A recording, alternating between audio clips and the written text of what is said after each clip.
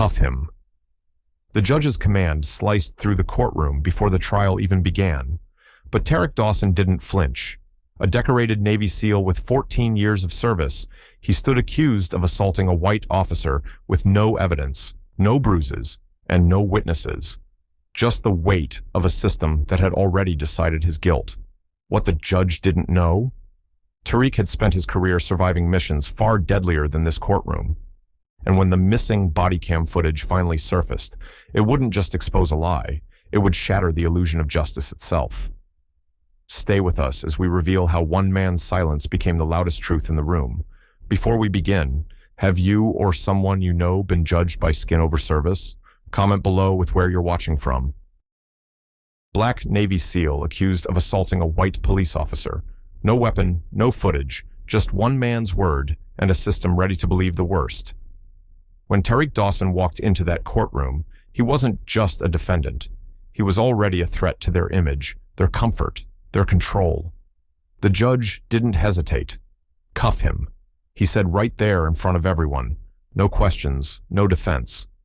But Tariq didn't panic because he knew something they didn't. And within minutes, everything they built around him would start to crack. What kind of man turns a courtroom built to crush him into a room, forced to listen, like, comment, and subscribe to Hopeful Horizon? Then, come see how it all began. He didn't walk like a guilty man. He didn't walk like a hero either. Tariq Dawson stepped through the courthouse doors in a plain gray suit, shoes clean but worn, hands at his sides, no medals, no military stripes, no lawyers flanking him, like armor, just him. A black man walking into a courtroom full of white faces, knowing exactly how they'd already written his story. He looked around once, not long, just enough to feel the chill in the air, the kind of silence that doesn't come from respect, but expectation. The kind that says, sit down, don't speak, we already know who you are. At the front sat Judge Whitmore, silver hair, eyes like ice. He didn't look at Terry because he entered, didn't nod, didn't blink, just scribbled something down and waited for the room to settle, as if he'd seen enough from the moment the door opened, as if his verdict had arrived before Tariq ever did. On the prosecution bench sat Officer Dwyer, broad shoulders clean, shave a uniform pressed so sharp it looked starched in hate. He leaned back in his seat with that same smirk he wore in the booking photo, the kind that says, I got him not because of what Tariq did, but because of who he was. The charge was simple, assaulting a police officer inside a precinct. No camera footage, no bruises on Dwyer's body. Worth noting, no weapon found on Tariq. Just a report and the unwavering word of a white cop against a black man. As Tariq sat, the tension in the room didn't ease. In fact, it thickened. The bailiff watched him too closely. The clerk typed too slowly. A woman in the front row clutched her purse like it might fly off her lap. Every movement was heavy, like the floor itself disapproved of him being there.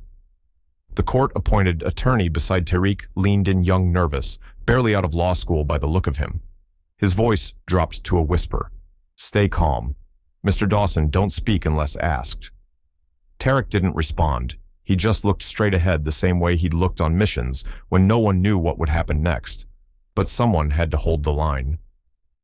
Judge Whitmore cleared his throat and began his tone, sharp and final. This court is now in session.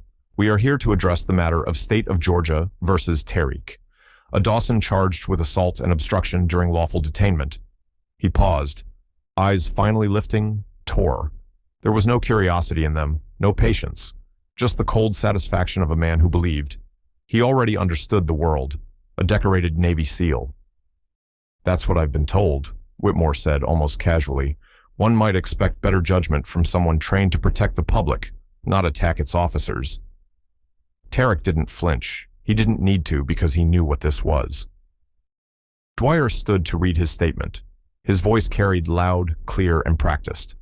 The defendant entered the station, agitated, confrontational. When I asked him to remove his jacket, he refused. When I approached, he raised his voice and shoved me back. A few heads in the room nodded, not because they believed it, but because they wanted to. It fit the story they already told themselves. Tariq turned slightly, not to Dwyer, but to the space between them. His voice didn't rise, it didn't crack. It just existed like truth often does. I never touched him. The room went quiet, not because they were listening, but because they didn't want to hear that Whitmore leaned forward, resting his elbows on the bench. "We'll let the evidence speak, Mr. Dawson." But there was none. The body cam footage Dwyer claimed was corrupted. The security feed was mysteriously unavailable. All that remained was testimony. And in this courtroom, testimony had a color from the back of the room.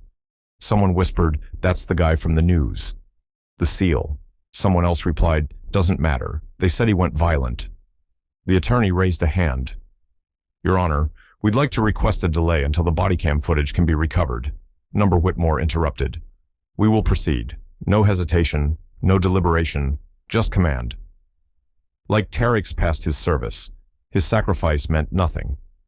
Now, the judge adjusted his glasses and looked directly at Tariq for the first time. Not like a man seeing another man, but like a mechanic examining a damaged part. "You may have worn a uniform," he said, "but in this courtroom, you're just another defendant." Tariq held his stare unmoved, and then came the words that shifted the air. "Some men walk into court already sentenced, not by law, not by truth, but by skin." No one said it out loud, but everyone in that room felt it. The war Tariq thought he left behind had just changed battlefields. There's a way they teach you to describe a threat, not by what he did, but by what he looks like. Dwyer stood in front of the court like a man rehearsing a ghost story. He spoke slowly, choosing each word with surgical precision. He was unstable, aggressive in posture. I gave him 3 verbal commands. He ignored everyone. The jury took that in like gospel. Not one asked what those commands were. Not. One wondered why a decorated Navy SEAL would suddenly snap in a public precinct in broad daylight with no weapon and no motive. "He squared up," Dwyer added. "He wanted to fight. I feared for my safety." That last line was the dagger, not because it was true, but because it didn't have to be fear.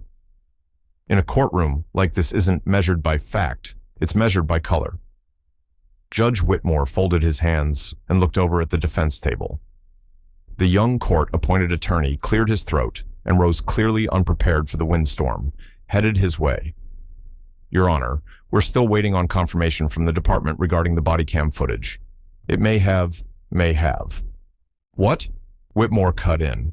His voice, sharp, vanished into thin air. The room chuckled lightly. Dwyer didn't smile, but he looked satisfied, like the laugh belonged to him. "We're requesting a brief continuance, Your Honor." The lawyer continued, flustered. "We believe the footage is critical to evaluating the veracity of Officer Dwyer's account." Whitmore leaned back in his chair. His pause was deliberate, like a cat playing with a mouse. It no longer needed to chase this court. "Doesn't wait on fairy tales, counselor." Then he turned to the jury and added, almost as an aside, "It's amazing how often evidence gets lost when someone's trying to delay the obvious." That line stuck. It wasn't just a dismissal, it was a warning. Not to Tariq, but to anyone who might dare believe him. At the defense table, Tariq said nothing. His hands rested on his knees, fingers interlocked. His shoulders didn't shift, his gaze didn't waver. He looked like a man who had learned long ago that protest only fed the fire, because in rooms like this, silence was not consent. It was survival. Dwyer returned to his seat. As he passed Tariq, their eyes met for half a second. That was all. Dwyer looked at him the way a hunter might look at the trophy wall in his basement, with pride, with entitlement. Not because he feared Tariq, but because he believed deep down that the system belonged to him. The jury, mostly white and middle-aged, watched Tariq the way one watches a dog behind a fence, still quiet, but always in their mind, potentially dangerous. Their attorney tried again, this time with less confidence. "Your Honor, we respectfully submit that proceeding without the body cam risks a miscarriage of justice." Judge Whitmore didn't even blink. This court proceeds with the testimony at hand.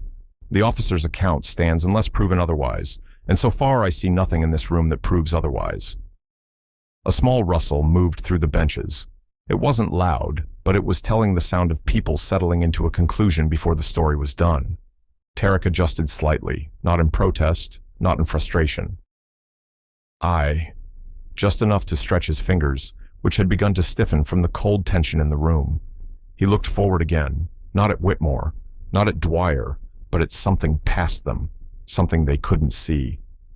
The attorney leaned over, whispering, "We'll try to bring it up again later. Just hold steady." Tariq nodded once, barely. It was then that a woman in the gallery whispered to her friend, "Didn't he used to be in the military?" The reply came with a shrug. "That don't mean he didn't do it. You know how they get after combat?" They, one word said, soft cuts, hard. Judge Whitmore tapped his pen against the bench. "Let the record show that the defendant has offered no direct rebuttal to the officer's statement." Of course he hadn't. There was nothing to rebut when the whole process was scripted in that courtroom. Tariq wasn't a SEAL, wasn't a veteran, wasn't a father or a neighbor. He was a symbol built for the state to destroy in plain view. No explosion, no outrage, just a clean, quiet dismantling. And in that stillness, the system looked calm, but it wasn't calm. It was satisfied, because the structure doesn't need to scream to crush you. It just needs you to sit there while it does. The room had been holding its breath since the last testimony ended. Judge Whitmore scribbled something on his notepad with the careless hand of someone who had already made up his mind. The jury shifted, restless. Then Officer Dwyer rose again with a look on his face, like he'd been waiting for this exact moment. "Your Honor," he said, turning only halfway toward the bench. "Based on the defendant's demeanor, I believe he may be emotionally unstable for the safety of everyone here. I respectfully request that he be restrained." There was no twitch, no raised voice, no sign from Tariq, nothing. He hadn't moved an inch since the hearing began, but Dwyer made it sound like a ticking bomb was seated beside his lawyer. Whitmore didn't even glance at Tariq before speaking. Granted, that word fell like a gavel itself, just one syllable, but it echoed in every corner of that courtroom like a declaration. No counsel input, no second look, just granted. The bailiff hesitated for half a breath. Maybe it was instinct, maybe it was discomfort, but that moment passed quickly. Orders were orders. Then something strange happened. Tariq didn't flinch. He stood up slowly, not in protest, not in fear, just steady, deliberate movement. He extended both hands forward, wrists together, as if he'd done it before, as if he knew exactly what would happen before it did. And somehow, that stillness made the entire room uneasy. The metallic click of handcuffs broke the silence, not because it was loud, but because it wasn't supposed to happen here, not in the middle of a courtroom. Not in front of the jury, not to a man who hadn't raised his voice. Once from the back row, a voice cut through the quiet. "This is wrong." Heads turned. It was a woman, mid-40s, maybe dressed in a deep blue blouse and holding a handbag against her chest like a shield. Her voice trembled, but not with fear. It trembled with rage. "You all see what's happening," she said louder. "Now y'all really gonna sit there and act like this is normal?" Whitmore slammed his palm on the bench order in the court, but the tension had already shifted. Something in the air had cracked. Terry turned his head just slightly toward the woman and gave the smallest nod, like he understood her outrage, but didn't want her to carry the burden alone. He looked back to the bench wrists, now bound in steel, and said in a calm, steady tone, "You're not restraining me. You're just comforting yourselves." It was the kind of sentence that didn't need to be repeated to be remembered. Even Dwyer blinked. Judge Whitmore leaned forward, jaw tight, but he didn't respond. Maybe he realized that pushing back now would only expose more than he was ready to answer for. The woman in blue was escorted out gently by another bailiff, but her words still hung in the air, like smoke after a slow fire. The courtroom grew quieter than it had all day. The jurors avoided eye contact with one another. The prosecutor scribbled notes that didn't matter. Tariq sat back down, cuffed spine straight, shoulders squared, eyes forward. He didn't need to shout. He didn't need to beg. He'd already told them everything they needed to hear. They just had to decide whether they were willing to listen. They tried to make him disappear behind silence and steel, but there are stories that refuse to stay buried. Tariq sat with his wrists, still cuffed, his back straight, his eyes never blinking. The courtroom had seen men fidget, tremble, shout. Tariq did none of those things, and that somehow unsettled them even more.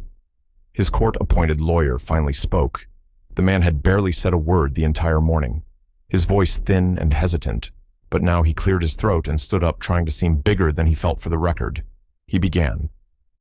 Mr. Tariq Dawson served 14 years in the United States Navy. He was part of SEAL Team 6. He led classified missions that protected this country at the highest levels. He has been decorated for valor, for restraint, and for acts most of us wouldn't survive, let alone volunteer for. The judge barely looked up. His pen moved in tiny, meaningless circles on the notepad in front of him. Then he said it flatly, like brushing dust off a coat sleeve. This is not a battlefield counselor. It's a courtroom. There was a pause that didn't feel like silence. It felt like something cracking. Tariq didn't respond. Not at first, but his jaw tightened ever so slightly, and the temperature in the room seemed to shift in the back. An older man, skin weathered like desert rock, the kind of man who had seen too much and spoken too little, took off his cap.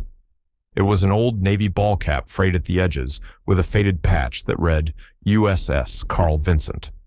He pressed the cap to his chest and looked at Tariq, and for a moment his lips trembled. He didn't say a word, but the tears in his eyes said more than any statement could. And then the memory came. It was years ago, in a dirt-slick forward base in Afghanistan. Tariq had been one of 3 Black SEALs on his unit. The others were gone. Now one to shrapnel, one to a discharge that came with whispers and no explanation. They had taken a hill together, neutralized the threat, extracted a hostage after the dust cleared, a young Private White, scared, bleeding from the side. Looked at Tariq and said, "Didn't expect you to be the one saving me." Tariq didn't answer. He just handed him water and kept walking. But the next day, back on base, he heard it in the showers. Someone called him a war dog, said it with a smile like a compliment, and the room had laughed. After that, he learned that bravery had limits. Some uniforms made you invisible, even when you bled for them. Back in the courtroom, Tariq looked ahead. He said nothing, but everyone could feel it. The weight of a man who had fought for a country that refused to fight for him. The judge was still writing, still refusing to meet his eyes, and the cuffs on Tariq's wrists caught the light, again, glinting like chains. The older veteran in the gallery finally leaned toward the person beside him and whispered just loud enough for those nearby to hear out there. He was a hero back home. They call him a threat. No one answered. No one corrected him because that sentence didn't need defense. It was already the truth in that moment. It was no longer about guilt or innocence. It was about what this country chooses to see and what it chooses to ignore. And still, Tariq sat without moving, not because he was powerless, but because he understood something. Most men never do that. Sometimes the loudest fight is the one where you say nothing and make the world feel it. Anyway, the courtroom had gone still again, but not because of fear. It was the kind of silence that comes when something unexpected enters the room. Not loud, not disruptive, just out of place enough to demand attention. A woman rose from the second bench near the aisle. She was calm, but her eyes carried weight, the kind of weight that doesn't come from anger, but from memory. She walked forward with a quiet steadiness, holding a small black drive. In one hand, Judge Whitmore glanced up, visibly annoyed. "Ma'am, if you are not counsel or listed on the docket, I'll have to ask you to return to your seat," he said coldly. "My name is Dr. Nia Ellis." She said, her voice controlled, and I have evidence this court has not seen footage that was deleted from the precinct server before the investigation even began. There was a pause, not dramatic, not cinematic, just a real uncomfortable beat where no one knew what would happen next. She placed the external hard drive on the prosecution table. One of the younger clerks looked to the judge, unsure whether to touch it. Judge Whitmore didn't blink. "There is a procedure for evidence submission. Doctor, you're interrupting an ongoing hearing. The chain of custody was broken long before I walked in here," she replied. "I recovered this from an off-site backup.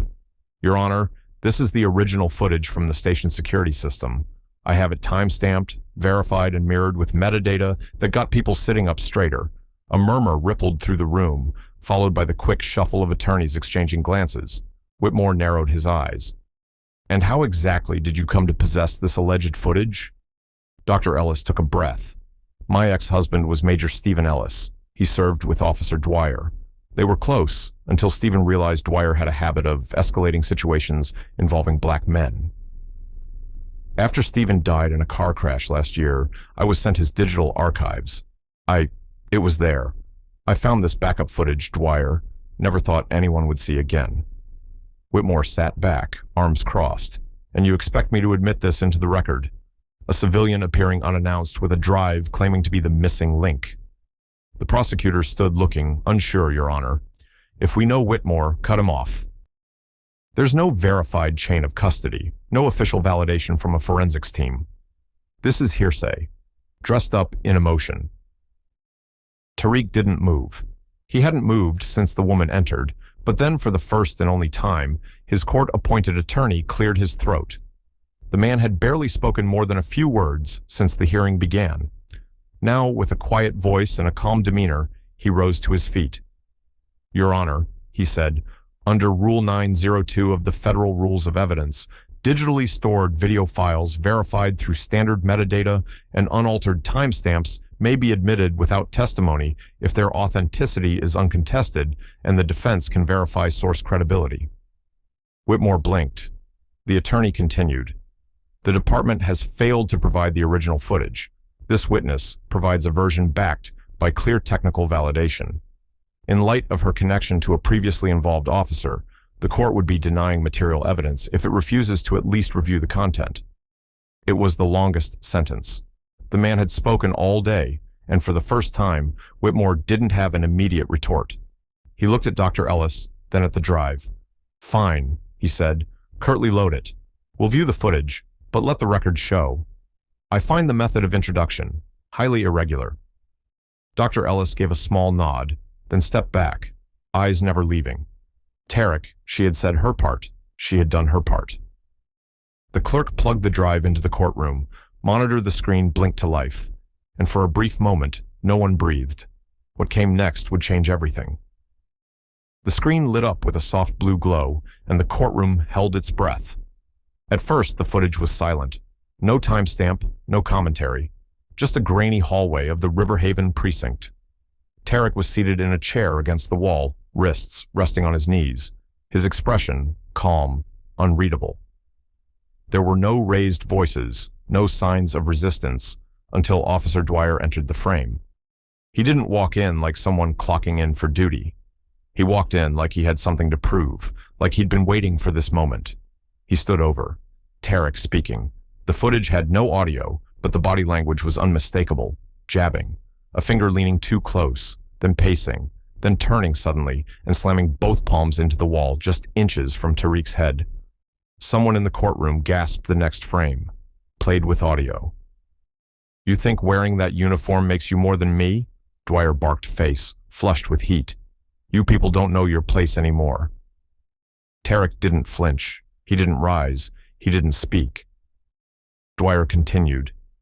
You think that SEAL badge means anything in here? And finally, Tariq answered. His voice was calm, low. And even you don't own me. Not out there, not in here, not even when I wear this uniform. It was quiet, not a heroic line, not a threat, just a truth laid, bare, clean, and sharp as a blade. Then without warning, Dwyer grabbed Tariq by the front of his shirt and shoved him backward, hard. The chair toppled. Tariq hit the ground, but didn't strike back. He didn't even raise his arms. The courtroom recoiled. Someone said, Jesus. The video cut for a second, then resumed. Tariq was back in the chair. A different officer, older, visibly disturbed, stepped into the frame, tried to pull Dwyer back. Dwyer shrugged him off. Then came the final line, caught perfectly on camera. You may think you're protected, Dwyer hissed, but in this building, you're just another threat we're allowed to put down. That was the moment. Whitmore rose from the bench, turn it off. He snapped. No one moved. I said, turn it off. His voice cracked sharp and brittle. The clerk looked up, terrified butts. Attorney leaned over and whispered something. The video continued. It showed Dwyer leaving the room, adjusting his collar. Tariq, still seated, slowly sat upright and stared at the camera. He didn't blink. He didn't speak. He just looked. And it was that silence that burned the most when the footage ended. No one applauded. No one shouted. But the air felt scorched thick. With realization, people were breathing differently. Now, Judge Whitmore slammed his gavel once, twice. The sound echoed, but it didn't carry authority. It sounded like panic. "This court will now recess," he began. Tariq finally looked up, looked directly at Whitmore. "You don't want the truth," he said, his voice calm but cutting. "You want surrender, and I don't owe you that." It wasn't said loud, but it was said loud enough. The courtroom didn't erupt. It didn't need to. The weight of what they had all seen did the speaking, and from that moment on, no one in the room could pretend they didn't know, because when a lie burns that hot, it leaves no room for shadows. The judge called for a brief recess, but no one moved. The room didn't breathe the same way anymore. Something had shifted, and even those who pretended not to see now found themselves blinking into the light of the truth. Whitmore sat stiffly, his fingers tightening around the armrests of his chair. His gavel sat idle, a useless symbol. Now, he tried clearing his throat, but the sound fell flat. It was the first time all morning. He looked smaller than the bench. He sat on the clerk, whispered something, but Whitmore didn't hear. He was staring at Tariq, who sat perfectly still, his hands folded neatly. Eyes cast forward, not smug, not angry, just certain. And then for the first time since he entered that courtroom, Tariq smiled, barely a quiet curl at the corner of his mouth, not out of victory or satisfaction. It was the kind of smile you see on someone who already knew the outcome long before the game began. He leaned just slightly and whispered to his attorney, who didn't reply. The lawyer simply nodded, straightened a single piece of paper on the table, and waited. That's when Whitmore stood up abruptly too fast. He adjusted his robe as if to remind the room. He was still the one in charge, but no one was watching him anymore, because at the very back of the room, a man in a gray suit rose to his feet. He wasn't part of the gallery. He hadn't said a word. He'd been there all morning, sitting in the last row, not blinking, not shifting. Now, with quiet precision, he turned and walked out the door. No one stopped him. No one asked who he was, but his presence had weight, like a thread being pulled from fabric, unraveling everything. It passed through. Tariq didn't turn to watch him go. He didn't need to. Whitmore, on the other hand, suddenly looked rattled. He shuffled papers that didn't need shuffling. He glanced toward the exit. He wiped his forehead with a folded handkerchief that appeared from nowhere. And in the stillness, Tariq spoke again, just loud enough for those closest to hear. "Even silence has weight. You only notice it when it shifts the room." It wasn't defiant. It wasn't for show. It was observation-like. He wasn't fighting the system. He was letting it reveal itself. Someone in the gallery coughed another, adjusted their seat, and in that collective discomfort, the entire courtroom seemed to tilt. Something invisible had changed. The system was no longer just grinding forward. It was hesitating for the first time. It seemed unsure of its next move, not because of a loud protest or a dramatic speech, but because one man refused to play the part they'd written for him. There was power in that refusal, not the kind you declare, the kind you wear quietly. Judge Whitmore tried to speak. His voice cracked. "This court will reconvene in 15 minutes. He stood, walked off the bench without looking at anyone. His back stiff, his steps too quick. No one followed. Tariq remained seated, calm, that faint smile, now gone, replaced by something heavier, but also clearer. He glanced at the camera, mounted on the far wall. A red light blinked the whole world, would soon see what had been hidden, and somewhere far beyond that room. Phones were already ringing, emails were already opened. One man's silence had just echoed through a very loud system, because not all authority wears a robe somewhere quiet until they choose not to. When the courtroom reconvened, the air felt thinner. People sat differently, straight backs, quieter breaths. Even the walls somehow seemed to be listening. Tariq was already seated when the judge returned, calm, composed, his hands resting gently on the edge of the table. Whitmore's robe looked heavier now, as if it carried more than fabric. His eyes darted toward the man in the gray suits, empty seat at the back. It hadn't been filled again. It didn't need to be. Then the courtroom doors opened. A young man in a Navy uniform walked in, silent as shadow. He carried a slim envelope, sealed and crisp, walked straight to the defense table and handed it to their attorney. Then he left, no salute, no word. The lawyer, usually forgettable, suddenly looked taller. He held the envelope like it contained a verdict of its own, then turned to the judge. "Your Honor," he said with clarity that startled even the stenographer. "We've received an official communique from the Department of Defense, sealed, marked Dent, Whitmore hesitated then motioned him forward. The courtroom watched as he slit the envelope open with a practiced finger. His eyes scanned the first page, then the second, and something changed.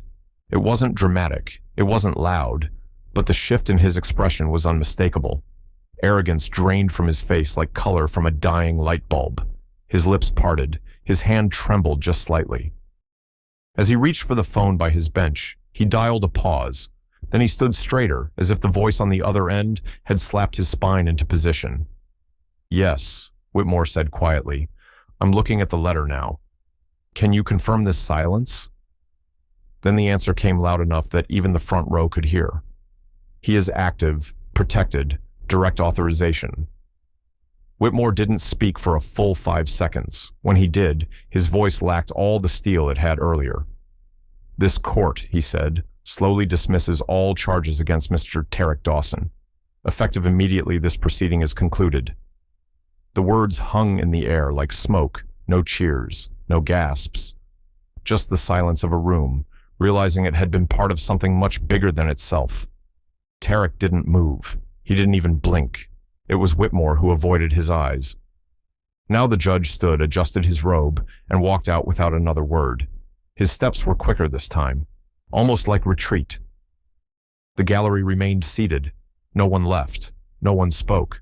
Only the lawyer turned to Tariq, placed a hand gently on his shoulder, and whispered something no one else could hear. Tariq nodded once, and still no sound. What happened next wasn't something that needed noise. It didn't require speeches or drama. It required gravity, and gravity was everywhere. Now, even the court officers looked uncertain. One reached for his radio, then hesitated another, took a step toward Tariq, then stopped himself as if some unspoken line had been crossed, and they weren't sure which side they stood on anymore. And Tariq, still steady, unmoved, stood up not to celebrate, not to gloat, but to leave. That was all because sometimes the most powerful thing a man can do is simply walk out of the place that tried to define him on his terms, and that's what he did. Walked out of the courtroom without looking back, past the pews of people who now saw him not as a defendant, not even as a Navy SEAL, but as something harder to name, something that made them examine their own silence. And in the stillness, he left behind one truth remained. Real power doesn't demand the room. It changes it by standing still. The courtroom had just fallen into the kind of silence that doesn't ask for attention. It commands it. Every breath, every shift in a seat, felt amplified. In the absence of Whitmore's voice, he sat frozen behind the bench, pale and sweating, eyes darting between the sealed envelopes still on the table, and the man who had just stood and walked to the center of the courtroom without being told to Tariq Dawson stood tall. No cuffs on his wrists, no hesitation in his posture, just presence. He didn't speak. He didn't need to. His silence had more weight now than the judge's gavel ever did. He slowly turned to face the courtroom, not like a defendant asking for mercy, but like a man returning to reclaim something that had been stolen quietly, deliberately. The same courtroom that once looked at him with suspicion now couldn't look away. Then it happened. One woman in the back row rose to her feet. She looked to be in her 60s, white hair pulled into a tight bun, wearing a faded VFW pin on her coat. Her expression didn't waver, just pride. No applause, no words, just stillness. Another stood, then another and another. Within seconds, the entire room was on its feet. White, black, old, young. Some were from the press, some were strangers. Others had likely come in expecting a routine court proceeding, and instead found themselves witnessing something historic. Not a verdict, not an acquittal. Something deeper, a reckoning. No one instructed them, no one moved first. It was as if the room itself knew what dignity looked like when it rose from the hashes of injustice. And today, that dignity had a name. Tariq Dawson. Tariq didn't smile. He didn't raise a hand. He simply turned to Whitmore. One last time their eyes met. It wasn't anger Tariq gave him. It was something worse. Recognition. The look you give a man who had power and chose cruelty anyway. The look you give someone who built their throne on silence and was now being stripped of it piece by piece, in front of the very people they once ruled. Whitmore shifted uncomfortably in his chair, no longer the master of the room. His robe looked heavier, now too formal for someone who had been so publicly undone. Then came the sound that cut through everything. Not a shout, not a cry, but a single sentence from an elderly black man seated near the front. He didn't have to yell. He just stood. It echoed, not in volume, but in impact. The courtroom didn't erupt. It didn't cheer. It breathed some, wiped their eyes. Some stood with fists, clenched at their sides, holding back decades of memory and fury. But no one sat down. Tariq slowly walked past the benches. Every step he took felt like a reclamation, not just of his innocence, but of his humanity. Every person he passed looked at him, not as a man once accused, but as a man. Finally seen near the door, a young black boy, no more than 10, stood next to his father. His eyes locked onto Tariq's without thinking. He whispered to his dad, "I want to be like him." His father didn't respond. He just gripped the boy's shoulder a little tighter, nodding slowly. By the time Tariq reached the exit, the room hadn't moved, still standing, still quiet, because in that moment there was no debate, no question, no argument about what had just happened. A man had walked into that courtroom, judged by the color of his skin. He left judged by the strength of his spirit in that kind of verdict. It doesn't get filed in records. It gets remembered. The final line of narration settles in dignity, does not shout. It rises. The courtroom sat in a strange silence. Tariq Dawson stood alone now, no longer in handcuffs, no longer shackled by accusation for the first time since the trial began. He didn't just exist in the room, he took it. He stepped forward slowly, his boots pressing into the floor like they had a weight, not just from his body, but from everything he'd carried to that moment. His eyes never left. Judge Whitmore, the same judge who once refused to see a man, only a label aggressor, threat, criminal. Now, that same judge couldn't hold his gaze for more than a second. Teak stopped in the middle of the room, turned to the gallery, then back to the bench. He didn't raise his voice. He didn't need to. "I didn't come here for your sympathy," he said quietly, but the words echoed through every corner. "I came here because the truth deserves a place to stand." Whitmore shifted in his seat. "This courtroom is not your stage." "Mr. Dawson." Tariq looked up at him, not defiant, not angry, just steady. "No," he replied. "It never was, but it was always your mirror." Oh. There was a moment, one that stretched too long to be comfortable where no one breathed. Then a man in the back slowly stood up, an older gentleman, black dressed in a modest gray suit. He didn't say a word, he just stood. Then another person rose, a white woman this time, middle-aged, her eyes wet. She clutched her purse to her chest, then stood tall beside the man, and then more, row after row, some black, some white, some in uniforms, some in suits. One man had tears on his cheek. He didn't bother to wipe. Another woman pressed her hands together like a prayer. They weren't clapping, they weren't shouting, but no one sat. Tariq looked around the room and whispered, "I didn't ask for this." Whitmore watched, lips tight.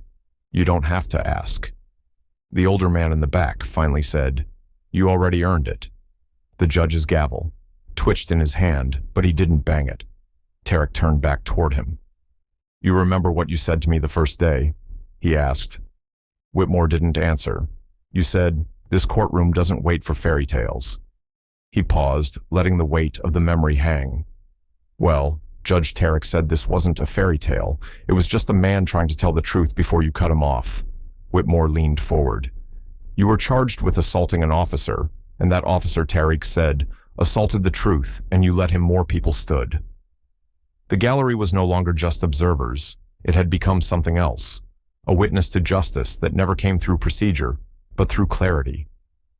Tariq took one last look around. His voice softened. Dignity doesn't raise its voice, it rises.